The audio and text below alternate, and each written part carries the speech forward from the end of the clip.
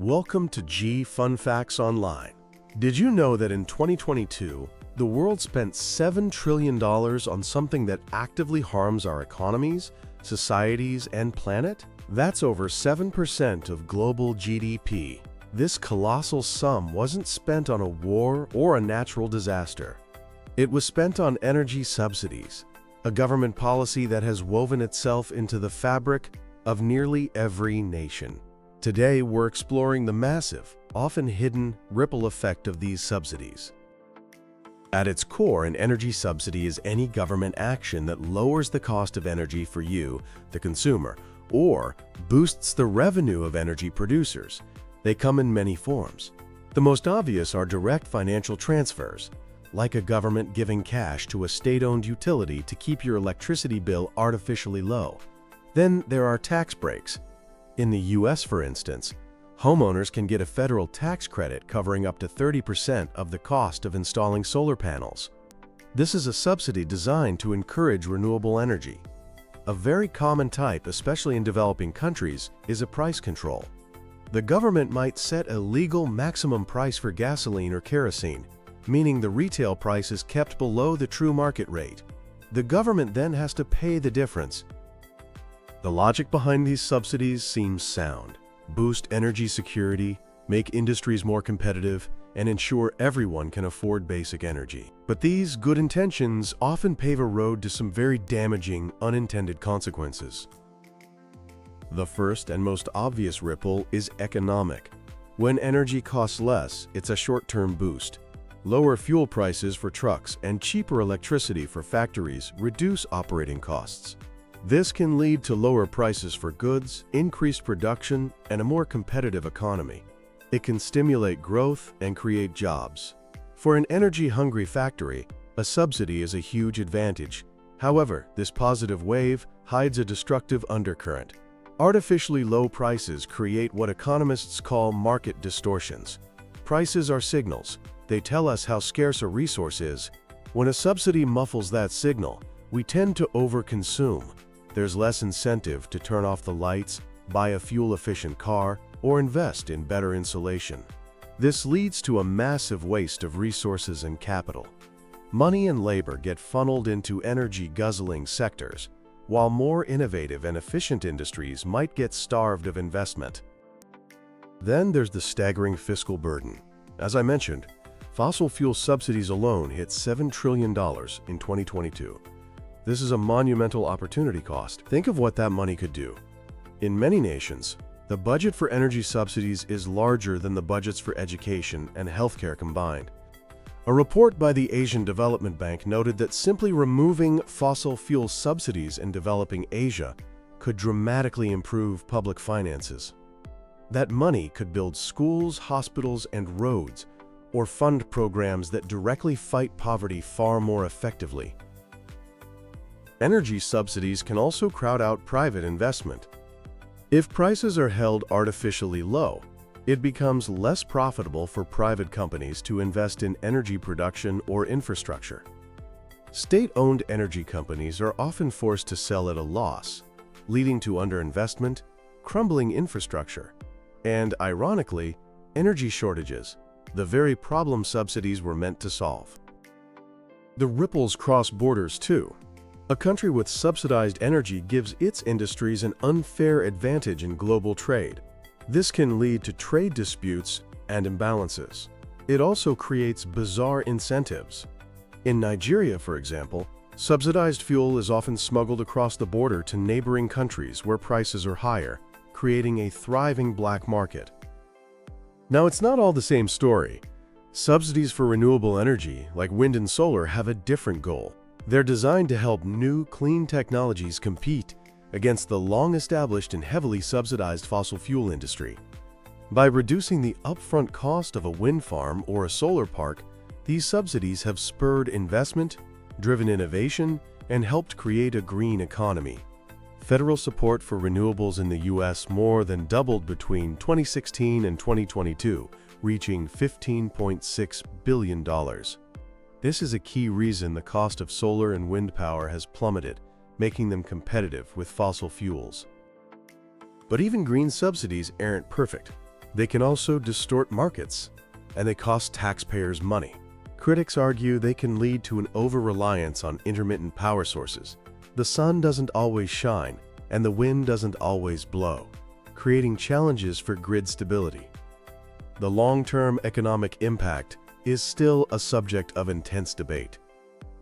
This brings us to the social ripple effect, which is often a story of hidden inequality. Subsidies are often justified as a way to help the poor, but they frequently do the opposite. Why? Because wealthier households use far more energy. They have bigger homes to heat and cool, more appliances, and more cars. A universal discount on every liter of gasoline or kilowatt of electricity means the rich, who consume more, receive a much larger total financial benefit. Research has shown that in many developing countries, the richest 20% of households capture 6 times more money from fuel subsidies than the poorest 20%. In Ghana, one study found the wealthiest households received 78% of the benefits, while the poorest got just 3%.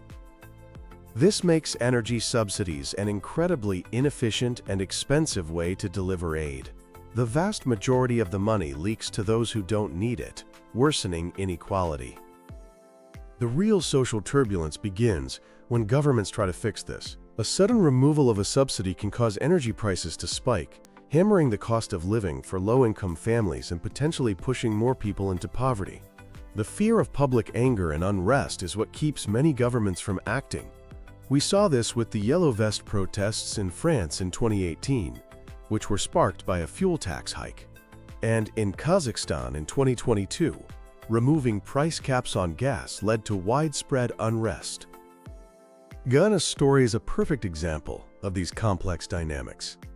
In the early 2000s, the government tried to remove fuel subsidies that were crippling the national budget. An independent analysis showed the subsidies were, as we discussed, poorly targeted.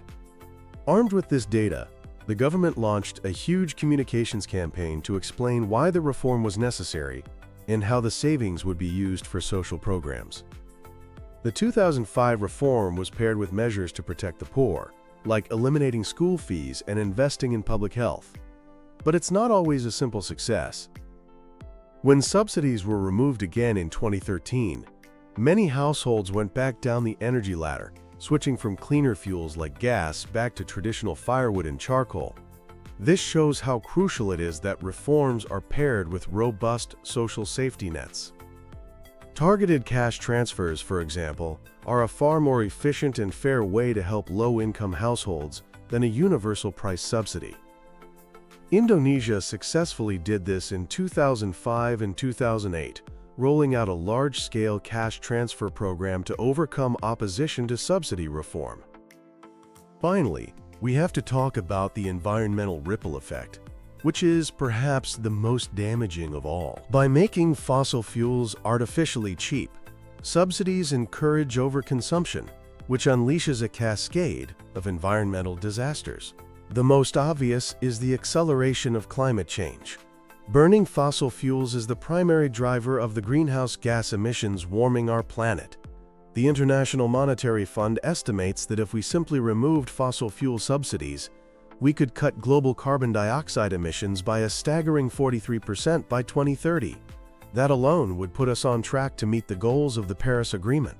Yet the G20 nations, which promised to phase out these subsidies back in 2009, provided a record $1.4 trillion in fossil fuel support in 2022.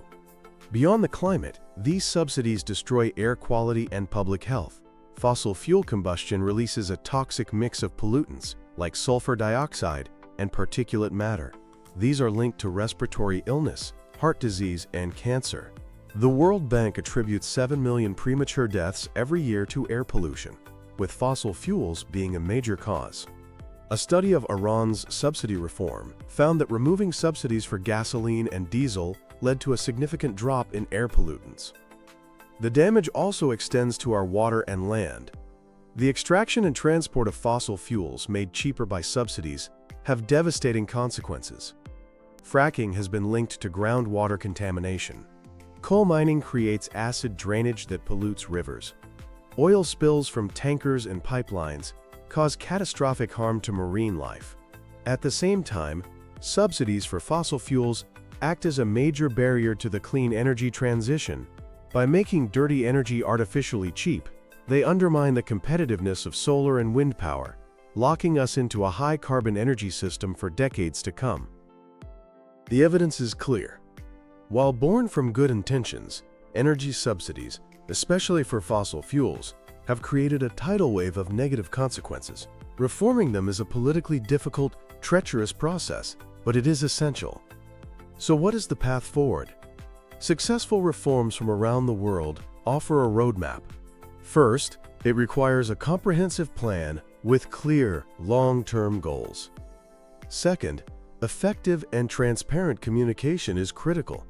Governments must explain the true cost of the subsidies and clearly show how the savings will be reinvested in society.